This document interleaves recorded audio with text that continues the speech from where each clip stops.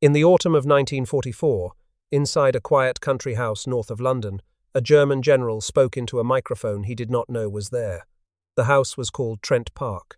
The microphones were hidden in the lampshades, the billiard table, and even the trees in the garden. The general was Heinrich Eberbach, a man who only weeks earlier had commanded one of the most powerful tank armies in the Wehrmacht. He had been taken prisoner in the early hours of August 31, 1944, when the British 11th Armoured Division stormed Amiens after a 60-mile overnight advance. Now he was a prisoner. And what he said in that bugged drawing room about the men who had broken his army would be locked in British intelligence files for 60 years. When those files were finally opened, historians searched them for one specific kind of quote.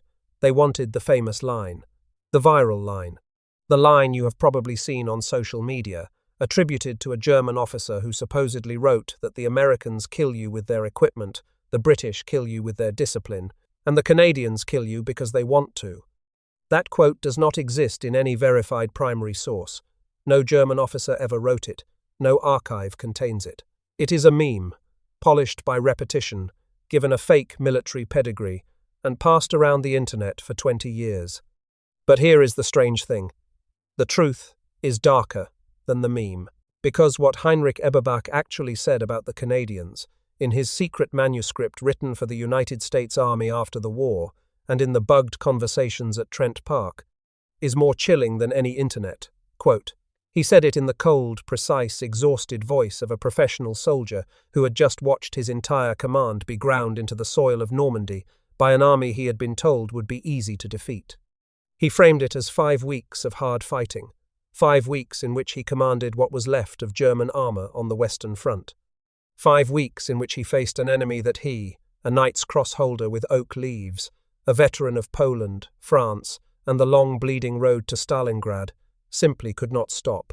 5 weeks that began with him taking command of Panzer Group West in the first days of July 1944, and ended with him being marched out of his own headquarters on the last day of August. This is the story of those 5 weeks. The truth of what one of Hitler's most experienced panzer generals saw, recorded, and finally admitted, when the men he was fighting were not Americans, not British, but Canadians. To understand what Eberbach said, you first have to understand who Eberbach was, because the German general who faced the Canadians in Normandy was not a fanatic. He was not a Nazi true believer. He was something more dangerous.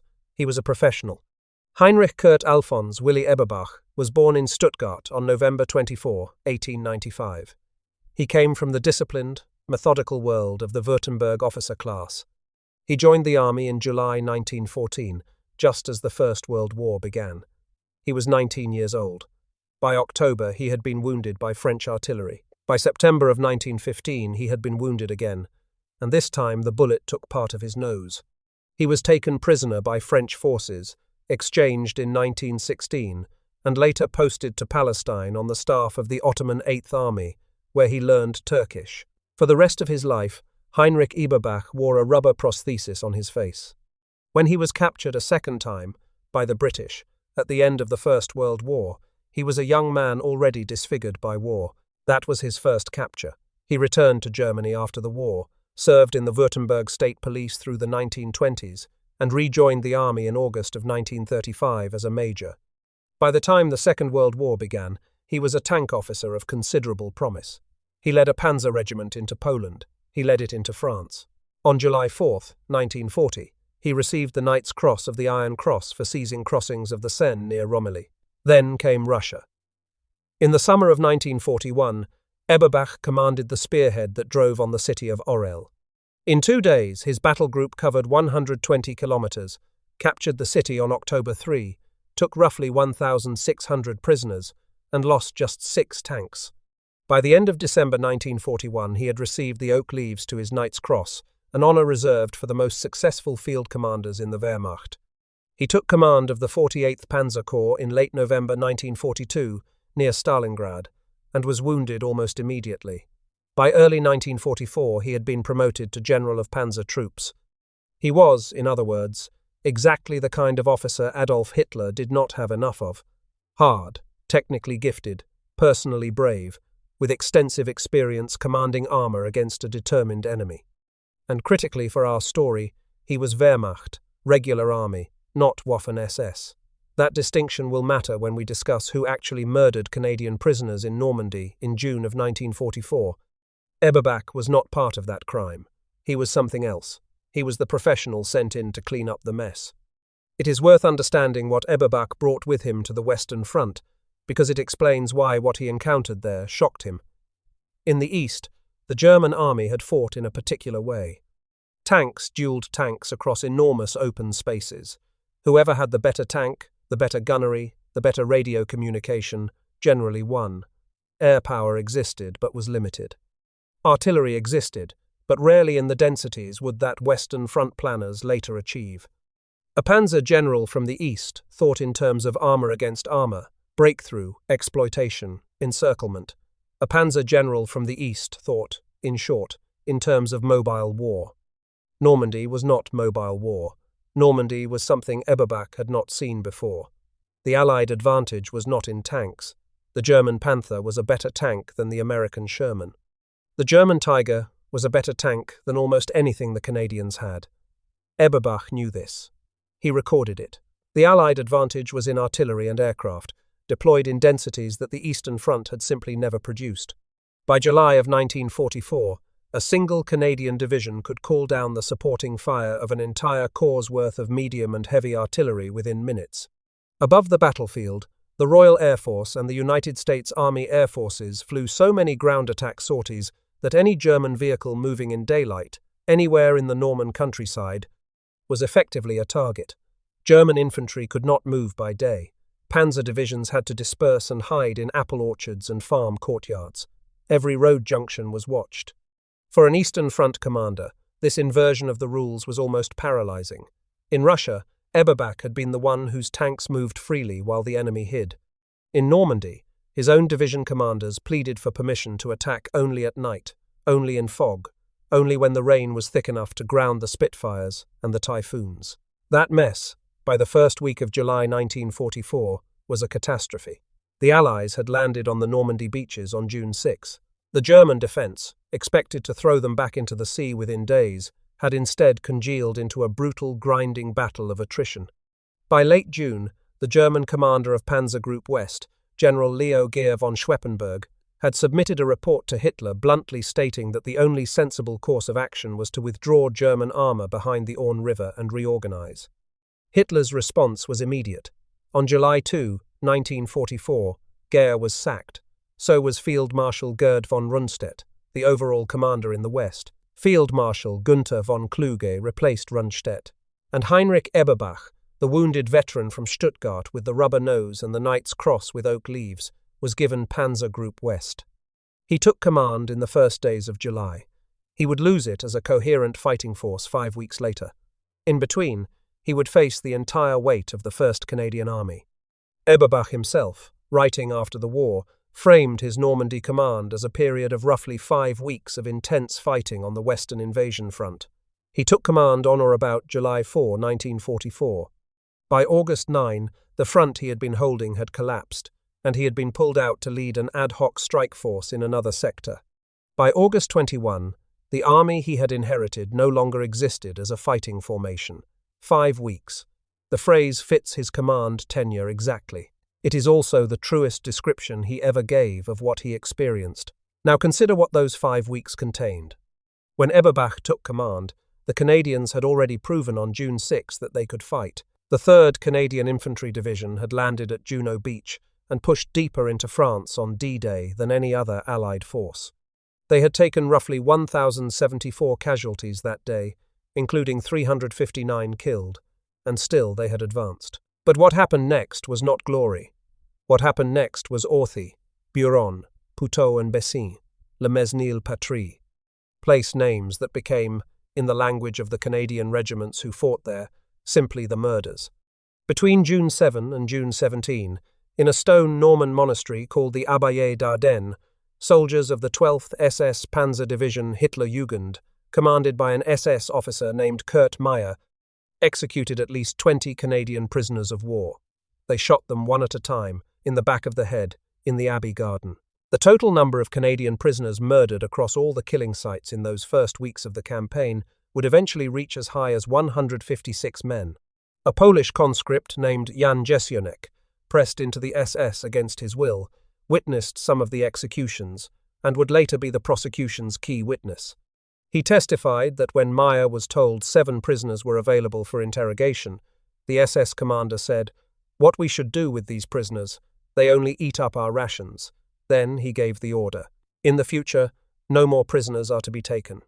Word of these murders spread through the Canadian regiments faster than any official report. The Canadian Scottish Regiment, in their war diary at Puteaux, recorded a chilling line about the fighting that followed. They wrote that few prisoners were taken, because the enemy preferred to die rather than give in. That was the world Heinrich Eberbach inherited when he took command of Panzer Group West, a campaign already poisoned by atrocity, an enemy already convinced that surrendering an SS trooper was a waste of a bullet, and a Canadian army, the 1st Canadian Army, that was now activating itself for full operational command on July 23, under General Harry Crerar. Eberbach's task was straightforward. He was to hold the southern flank of the Normandy bridgehead, the front directly south and east of the city of Caen. That sector was where the British and Canadians were attacking. The Americans, under General Omar Bradley, were further west, fighting through the hedgerow country towards Saint-Lô. The German High Command's strategy, dictated by Hitler personally, was to keep the bulk of German armour concentrated against the British and Canadians on the assumption that this was where the main breakout would come. That assumption was wrong. But it meant that Eberbach, with the 1st SS Panzer Division Leibstandarte, the 9th SS Panzer Division Hohenstaufen, the 12th SS Panzer Division Hitlerjugend, the 21st Panzer Division, and several infantry divisions, was deployed in depth on the rolling open ground south of Caen, 5 lines deep, with anti-tank guns dug in, Tiger tanks in reserve, and observation posts on the ridges that dominated the approach. The Canadians would have to come straight at him, and on July 18, 1944, they did. The operation was called Atlantic. It was the Canadian half of a larger British attack called Goodwood. It would run from July 18 through July 21. The plan was to push armour across the Orne River, take the eastern suburbs of Caen, and break out into the open country toward Falaise. The 2nd Canadian Infantry Division, under Major General Charles Foulkes, attacked across the river and into the village rubble of Colombelles, Vaucelles, Cormelles, Fleury, and Louvigné. By the time it ended, the Canadians had taken 1,349 casualties. They had captured ground, but they had also run straight into the killing zones Eberbach had prepared. On July 20, the South Saskatchewan Regiment was ordered to take a piece of high ground south of the city. The high ground was called Verrieres Ridge. They went up the slope and were torn apart by the 9th SS Panzer Division and elements of the 1st SS in a counterattack ordered personally by Eberbach, 282 casualties. The next morning, July 21, the German counterattack rolled forward into the Essex Scottish Regiment of Canada, who had come up to stabilise the line. Over 300 more casualties. That was the first taste. It would not be the last. The plan to take Verrieres Ridge was renewed 5 days later. The new operation was called Spring. It would be commanded by Lieutenant General Guy Simonds, the commander of 2nd Canadian Corps. And it would unfold on July 25, 1944. The same morning, the Americans launched Operation Cobra further west. Operation Cobra would succeed. Operation Spring would not. Guy Simonds was 41 years old in the summer of 1944. Born in Bury St Edmunds, England, raised in Canada, he had graduated from the Royal Military College in Kingston with the Sword of Honour. He spoke with a clipped English accent. He was cold, brilliant, ruthlessly demanding, and almost impossible for his subordinates to love. Field Marshal Bernard Montgomery would later say of him that he was the only Canadian general fit to hold high command in war. General Brian Horrocks called him a first-class commander with a most original brain. The American General Omar Bradley called him simply the best of the Canadian generals. Simonds was the youngest corps commander in the entire British Empire. The men under him called him many things, but they did not call him soft. His plan for Operation Spring was bold. 3 Canadian infantry brigades would attack south in the dark, supported by armour and a massive artillery programme, and would seize the crest of Verrieres Ridge before dawn. The British armoured divisions would then exploit through the captured ground. The German defense was the ISS Panzer Corps, commanded by SS Oberstgruppenführer Sepp Dietrich, with the 9th SS Hohenstaufen, the 1st SS Leibstandarte, the 12th SS Hitlerjugend, the 272nd Infantry Division, and the heavy Tiger tanks of the 503rd Heavy Tank Battalion and the 101st SS Heavy Tank Battalion. Eberbach was the army commander above Dietrich. The shape of the defense, the positioning of the panzer reserves, the timing of the counterattacks, all of it traced back to Eberbach's command post.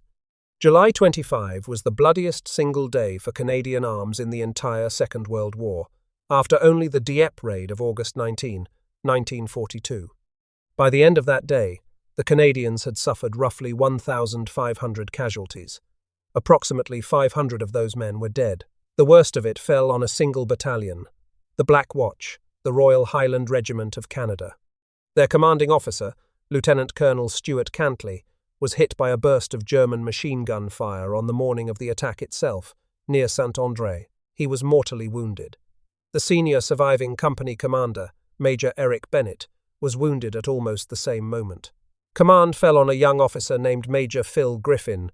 With approximately 325 men, Griffin led his battalion up the open slope of Verrieres Ridge in broad daylight toward the village of Fontenay-le-Marmion. The supporting tanks were knocked out. The artillery support was misdirected. Machine guns from three sides cut the Black Watch apart. Of the 325 men who left the start line, the official Canadian count gave roughly 307 killed, wounded, or captured. Other accounts put the figure as high as 315. Either way, it was the worst single day suffered by any Canadian battalion since Dieppe. Major Griffin's body was found on the crest of the ridge. His last radio message, recovered later, contained a single observation. He had said that they had too many men trapped there now. Not all of Operation Spring went that badly. In the village of Verrieres itself, the Royal Hamilton Light Infantry, under Lieutenant Colonel John Rockingham, dug in and held against repeated counterattacks by the 9th SS Panzer Division. Rockingham's men took roughly 200 casualties, but they did not give up the village. The Calgary Highlanders fought a brutal battle for May-sur-Orne. The North Nova Scotia Highlanders attacked Tilly-la-Campagne under one of Simonds' first innovations, artificial moonlight, in which searchlights were bounced off the cloud base to give just enough illumination to attack by night. But the ridge itself stayed in German hands, and the orders Sepp Dietrich's corps issued to its troops on the southern slope of Verrieres on July 26 told you everything about how the Germans now viewed their position. The order, reproduced in the official German records and quoted by the Canadian historian Terry Kopp, told German soldiers that if they crossed the ridge, they were a dead man. There is a strategic irony to Operation Spring that the Canadians could not have known on the day. The same morning Simons's brigades were being slaughtered on the open ground south of Caen, the Americans under Bradley launched Operation Cobra 80 kilometers to the west. For the next 48 hours, Field Marshal Kluge believed that Spring was the main Allied attack. He held his panzer reserves opposite the Canadians. By the time he realized that Cobra was the real breakout, the American First Army had punched a hole through the German line that could not be closed. Canadian dead bought American victory. That sentence is uncomfortable. It is also true. Heinrich Eberbach now had an even larger problem. The Americans were loose. Hitler, raging from his headquarters in East Prussia, ordered a counterstroke at the town of Mortain, in the American sector, designed to cut off the breakout at the base. The attack would be made by tanks pulled from Eberbach's own Caen front. Eberbach personally protested. We have his exact words on this. They survive in his post-war manuscript, which he wrote for the United States Army Historical Division, a manuscript catalogued as Foreign Military Studies, B840, titled Panzer Group Eberbach and the Falaise Encirclement. In that manuscript, Eberbach recorded a meeting on August 1, 1944, with General Walter Warlimont, sent from the High Command. Eberbach wrote that he told Warlimont the Mortain attack was hopeless because Allied air forces would soon stop it, and that the only sensible solution was an immediate retreat to a defensive line on the Seine and Yonne rivers. Warlimont brought the message back. Hitler refused. The attack at Mortain, called Operation Lutich, was launched on August 7 and was destroyed within 24 hours by American defense and Allied air power, exactly as Eberbach had predicted. The same night Lüttich was being broken at Mortain, Guy Simonds launched Operation Totalize. If Operation Spring had been the bloodiest day, Totalize was the masterpiece. It was the plan that finally cracked the Verrieres position open. And it was constructed almost entirely from Simonds' own innovations. There were 4 of them. The first was the night armoured attack. 6 columns of tanks, each 4 vehicles wide, would advance south in total darkness through the Verrieres line, guided by tracer fire from anti-aircraft Bofors, guns aimed straight down the axis of advance, by radio direction beams, and by the artificial moonlight that had been tested at Tilly. The second innovation was the Kangaroo. In a workshop on August 5 and 6, Canadian engineers took 72 M7 Priest, self-propelled guns, removed the 105mm howitzers, armoured over the gun positions, and turned them into the world's first purpose-built, fully tracked armoured personnel carriers. The 4th Canadian Infantry Brigade rode in them. The third innovation was the bomber line, a massive aerial bombardment ahead of the advance. The 4th was yellow smoke shells fired by Canadian artillery to mark the bomber targets. The attack went in on the night of August 7 into August 8, 1944. The German front line, held by the 89th Infantry Division, simply ceased to exist as an organised unit. The 4th Canadian Brigade, riding in the new Kangaroos, lost 7 men killed and 56 wounded. The 6th Canadian Brigade, advancing dismounted on foot, lost 68 killed and 192 wounded, a casualty ratio of roughly 1:10 in favour of the new armoured carrier. By August 9, Verrieres Ridge, Syntho, and Saint-Agnan-de-Cramsnil were in Canadian and Polish hands. The day before, on August 8, the most famous tank commander in the German army, SS Hauptsturmführer Michael Wittmann, was killed when his Tiger tank was destroyed by Sherman Firefly fire near Saint-Agnan-de-Cramsnil. The kill has been credited for decades to Trooper Joe Ekins of the British 1st Northamptonshire Yeomanry, based on the Yeomanry's war diary. The Canadian historian Brian Reed, in his book No Holding Back, made a careful case that the killing shot probably came instead from A Squadron of the Sherbrooke Fusiliers Regiment of Canada. The 2 regimental claims have never been definitively reconciled. Eberbach's response was to commit Kurt Meyer's 12th SS Hitlerjugend in a desperate counterattack. On August 9th, the Hitlerjugend ambushed a battle group of the 4th Canadian Armoured Division on Hill 140, several kilometres east of the unit's intended objective on Hill 195. The battle group, known as Worthington Force after its commander, Lieutenant Colonel Don Worthington, had got lost in the dark, halted on the wrong piece of high ground, and was destroyed there by Tigers and Panzer IVs. By the end of the day, Worthington Force had ceased to exist. Roughly 47 of 52 tanks were lost. Casualties came to about 240 men, including some 85 killed, 120 wounded, and 34 captured. Only a handful of tanks and small groups of men on foot found their way back through the fields to friendly lines. But the German line behind Verrieres was now a sieve. Eberbach himself had been pulled out of his Panzer Group West Command on August 9 to lead an ad hoc strike force called Panzer Group Eberbach, a desperate scratch formation aimed at renewing the failed Mortain offensive. While he was doing that, the entire German position in Normandy was being enveloped from north and south. To the south, General George Patton's Third Army had broken into the open and was racing east. To the north, the Canadians were now driving toward the town of Falaise, the historic birthplace of William the Conqueror. In between the 2 arms of the closing pincer, the entire German 7th Army, and most of what was left of Eberbach's panzers, hundreds of thousands of men, were caught in what would soon be called the Falaise Pocket. Simonds launched the next phase, Operation Tractable, on August 14. It was a daylight set piece behind a rolling smoke screen, supported by approximately 800 Royal Air Force heavy bombers. The bombers got it wrong. Some of them dropped on Canadian and Polish positions, killing 65 Canadians and 42 Poles, and wounding 241 more Canadians, in a friendly fire disaster caused by the same yellow smoke that had worked so well in Totalize. This time, the bomber crews mistook the Canadian marker smoke for a Royal Air Force Pathfinder signal. Worse, Tractable's plan had been compromised. On the night of August 13, a Canadian liaison officer made a wrong turn in his vehicle and was killed in German lines. He carried a copy of Simons's full operational orders. They reached Kurt Meyer at the headquarters of the 12th SS, Hitlerjugend. Meyer redeployed his last 15 operational tanks and a line of 88mm anti-tank guns along the precise axis the Canadians would use. The Canadians broke through anyway. The 2nd Canadian Infantry Division entered Falaise on August 16 and finished clearing the town by August 17. In a school called the École Supérieure, roughly 60 teenage soldiers of the 12th SS Hitlerjugend, the same division that had murdered Canadian prisoners at the Abbaye d'Ardenne, fought to the last man and were killed. The pocket was now nearly closed. Field Marshal von Kluge, who had taken over from Rundstedt, had spent August 15 lost in air raid traffic, unable to reach Eberbach's headquarters for an entire day. He was already a broken man. On August 17, he was relieved by Hitler and replaced by Field Marshal Walter Model. On August 18, before his successor took full control, Kluge wrote a final letter to Hitler. In that letter he said that he could not bear the accusation of having brought about the fate of the German armies in the West by mistaken measures.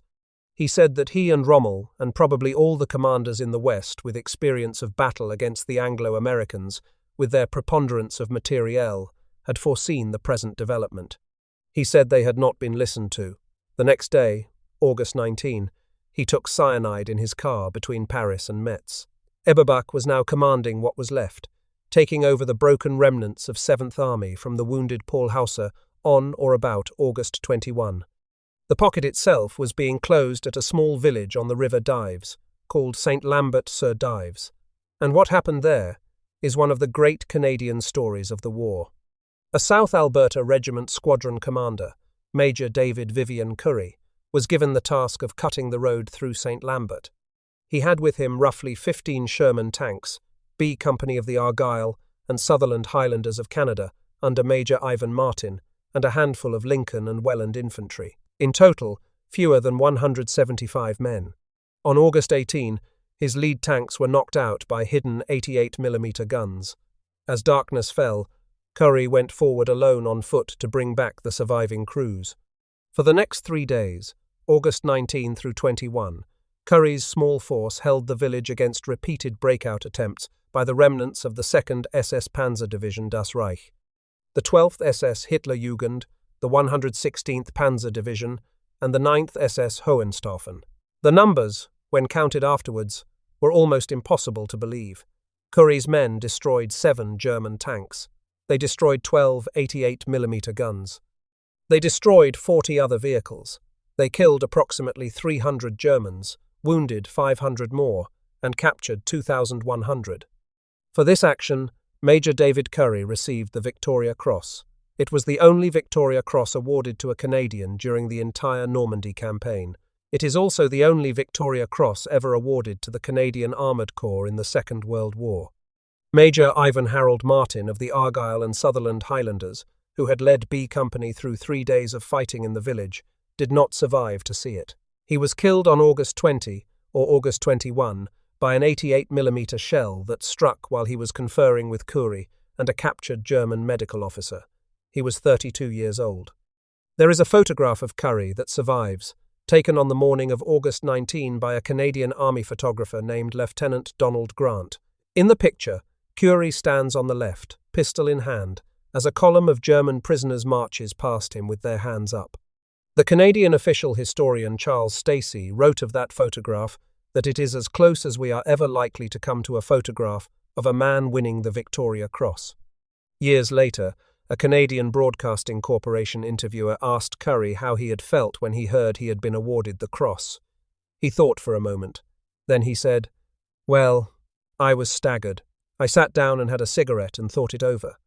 That, in a sentence, is the Canadian voice of the Normandy campaign. Quiet, a little embarrassed, slightly wry, and entirely capable of holding a road against an entire SS division for 3 days. 7 kilometers from where Currie was holding Saint Lambert, on a piece of high ground called Hill 262, also known as Mont Ormel, or by the Polish soldiers who held it as the Makjuga, the Mace, the 1st Polish Armoured Division was making its own stand. They had been cut off by the German breakout. They were taking everything that the 2nd SS Das Reich and the 9th SS Hohenstaufen could throw at them. By August 21, the Polish position had been reduced to about 110 fit men. Their senior officer on the hill, Lieutenant Colonel Alexander Stefanovich, gathered his officers and gave them what he believed were their final orders. He told them, "Gentlemen, everything is lost." He said he did not believe the Canadians could come to their rescue. He told them they had only 110 men left, with 50 rounds per gun and 5 rounds per tank. He told them to fight to the end. He said that to surrender was not allowed. Just after 1 o'clock that same day, the Canadian Grenadier Guards of the 4th Canadian Armoured Division reached the foot of Hill 262 and broke through the German encirclement. The Poles were saved. They had lost 325 men killed, 1,002 wounded, and 114 missing, with 11 tanks destroyed. The Canadian Armoured Division had lost a Major General the same day, when Simonds dismissed Major General George Kitching for the slow advance. Kitching was replaced by Major General Harry Foster. By the evening of August 21, the Falaise Pocket was closed. Inside it, the German Army Group B had been destroyed. The numbers vary by source, but the consensus is severe. Somewhere between 80,000 and 100,000 German soldiers had been trapped. Between 10,000 and 15,000 had been killed. Between 40,000 and 50,000 had been captured. The road through Saint Lambert and the surrounding fields were carpeted with the bodies of men and horses, and the wreckage of more than 340 tanks, assault guns, and self-propelled artillery pieces. The 12th SS, Hitlerjugend, the division that had murdered Canadian prisoners at the Abbaye d'Ardenne in June, the division that had ambushed Worthington Force on Hill 140. The division Heinrich Eberbach had commanded through those weeks of hard fighting came out of the pocket as a wreck. The division had moved off from its assembly area on June 6, 1944, with 20,540 men. By August 22, Army Group B reported that what remained of the formation amounted to 10 tanks, no artillery, and roughly 300 combat-effective men. Eberbach himself, in his post-war manuscript for the United States Army, gave his own grim accounting. He estimated that perhaps 20,000 men, 25 tanks, and 50 pieces of mechanized artillery had escaped the encirclement. He noted that the loss of tanks through lack of fuel was greater than that of all enemy weapons combined. He had 9 more days as a free man.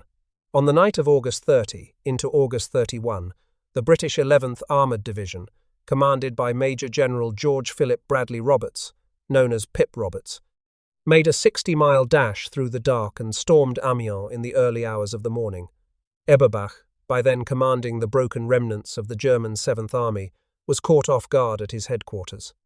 According to most British accounts, he was surprised in his bed before he could escape. He was taken into custody and brought before the British 30 Corps commander, Lieutenant General Brian Horrocks. The historian Anthony Beevor described the scene in his book on Arnhem. Eberbach was unshaven, dressed in a black Panzer uniform. His face was scarred from the wound he had received in the First World War, the wound that had taken part of his nose. Pip Roberts presented him to Horrocks, in Horrocks's own words, exactly like a proud farmer leading forward his champion bull. The same face that the British had captured in Palestine in 1918 had been captured by the British again in 1944 by the descendants of the same army. History rhymes. So what did Heinrich Eberbach actually say about the Canadians? Trent Park itself deserves a moment of explanation, because the place where Eberbach was held is one of the strangest pieces of military intelligence work of the entire war. It was a country house north of London, a Tudor revival mansion that had once belonged to the Sassoon family. From the spring of 1942 onward, the British Combined Services Detailed Interrogation Centre had taken it over and rebuilt it for one specific purpose. It was now a luxurious prison for senior captured German officers, complete with billiard tables, a comfortable library, well-prepared meals, and even a personal valet for the most senior generals. The point of all this comfort was simple. The German officers were left almost entirely alone. They were given newspapers. They were allowed to walk in the gardens. They were encouraged to talk to one another in the privacy of their own rooms. And in every room, in every fireplace, in every billiard table, in many of the trees in the garden, the British had hidden microphones. By the time Eberbach arrived at Trent Park on September 6, 1944, the system had been refined for 2.5 years. Hundreds of German generals and senior staff officers had passed through.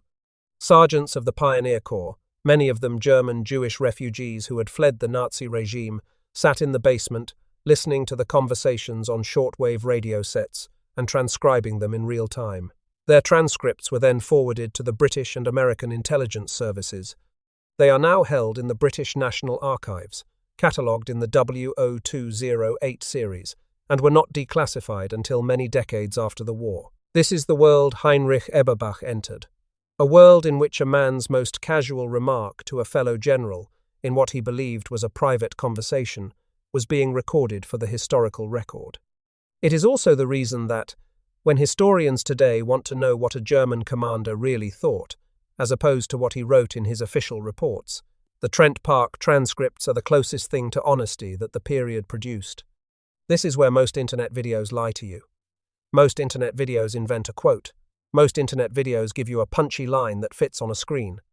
The truth is that Eberbach, both in his manuscript for the Americans and in his bugged conversations at Trent Park, did not give a punchy line. He did something more revealing. He gave an explanation. He said, again and again, in slightly different words, that what had broken his panzers in Normandy was not the Allied tank, which he considered inferior to his own. It was not the Allied infantry, which he considered no better trained than his own. It was the combination of overwhelming Allied artillery preparation and total Allied air supremacy, supported by an enemy infantry and armour that, having been blown a hole by the bombardment, simply would not stop walking through it. He returned to that point many times. The artillery, he said, was devastating. The air, he said, was unbearable. He claimed in his manuscript that the British and Canadians lost approximately 570 armoured fighting vehicles during Operation Goodwood alone. Modern Allied figures usually put the loss lower, in the range of 300 to 400, but the point Eberbach was making is the one that matters. He was watching an enemy that could absorb a tank loss on that scale and keep coming. In other words, he was looking at an enemy that could absorb the worst that he could give them and keep advancing.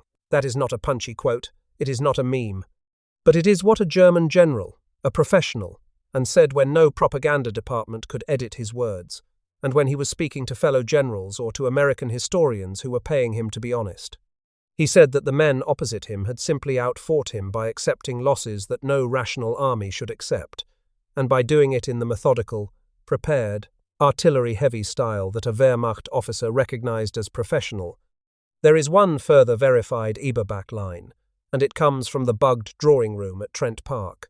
On September 14, 1944, 2 weeks after his capture, Eberbach told fellow German generals that during a meeting on July 17, just 3 days before the assassination attempt against Hitler, Field Marshal Erwin Rommel had told him directly that there was no other possibility than to remove the Führer and his clique as quickly as possible.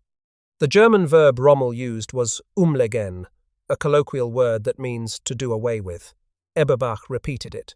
The British microphones recorded it. The transcript, conversation reference GRGG 196, sits today in the British National Archives.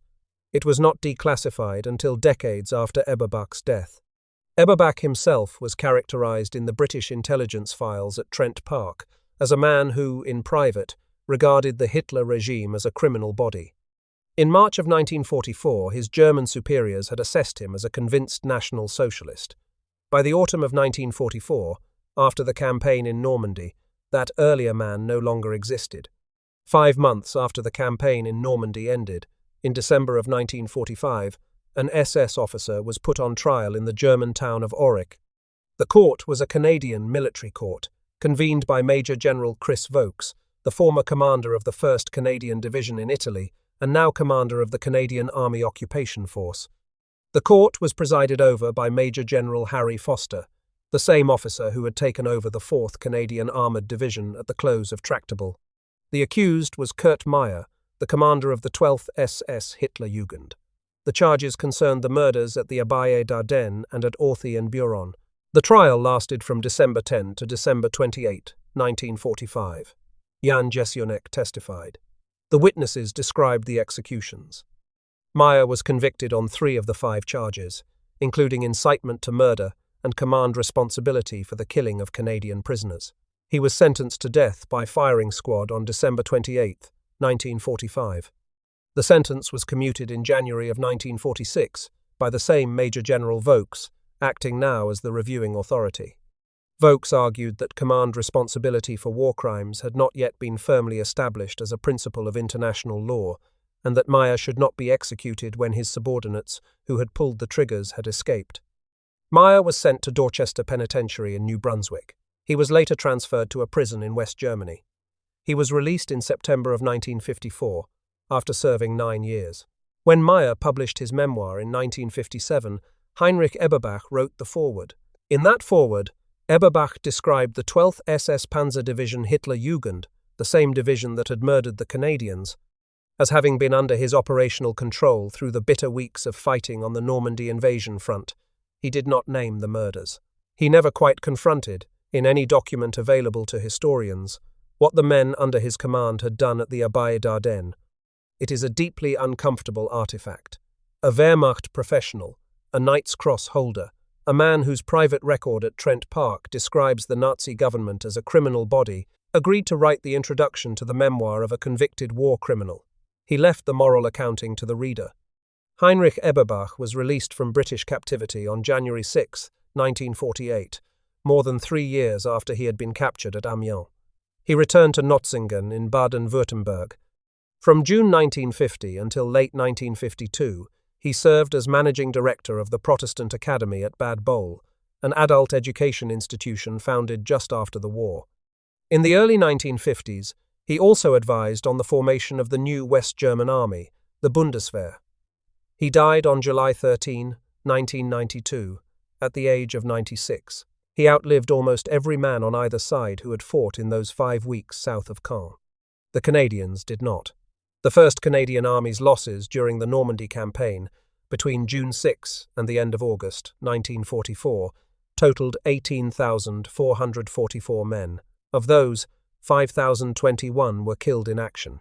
Roughly 1 in 7 of those Canadian dead, killed between June 6 and June 11, was killed after surrendering, murdered as a prisoner of war.